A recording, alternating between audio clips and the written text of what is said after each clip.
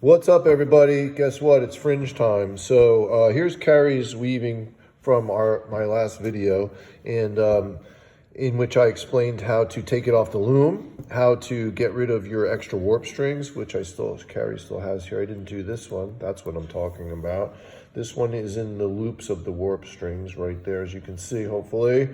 And in the interim between this last video and this one, I trimmed the sides on Carrie. So as I explained, once you're done, you can, if you're weaving scrunched, and everybody should be, you should be able to trim the sides. If you have any shapes where you have tabs sticking out of the middle of the weaving somewhere, don't trim those right to the weaving. You want to leave about a ½ inch or so. If you made a heart or a square or a shape and you have yarn sticking out of the back of the middle somewhere, don't cut it off right against the weaving. Leave a little tab. Okay, fringe. So that works like this. You need a piece of yarn about this long. It can't be, if it's too short, it's hard to deal with. So I don't know how long this is, perhaps 8 inches or so. I'm going to fold it in half first. And then I'm going to stuff the loop end through the eye of the needle like this. I'm trying to look at my phone and do this at the same time. Here we go. So it's halfway through and it hangs like that, right? By the way, the fringe goes on the bottom. It goes on either end generally. Either end, you make fringe. It gives the whole weaving a finished look. Fringe is part of the project.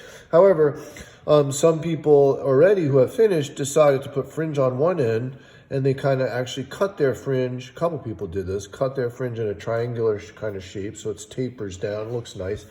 And then they just made a yarn loop. They twisted a couple pieces of yarn together, 2 colors maybe, and tied a loop on here, so it makes for a little wall hanging that you can hang up. You can do either way. You can put fringe on both ends, or you can do what I just said. It's up to you. So the way it works, we go through, you're going to do this all the way across. I'm going to start in the middle just because it's easier to see on the camera and stuff. I'm going to go underneath the last line or two of the weaving here, and I'm going to pull the needle through, stop after I get it through, and I'm going to pull the loop end of the yarn the rest of the way through, right? And then I'm going to take the needle off. It looks like this. So this is what it looks like so far. I just took the needle off and it's stuck into the weaving. So now, you may have guessed, it's a basic slip knot. I'm going to do this. I'm going to pull it, and there is fringe, right? So if you keep it close together, it looks best. And you can alternate colors, do whatever you want. When you're all done, you can trim it whatever length you want. And like I said, you can trim it in a tapering shape or trim it straight across. It's up to you.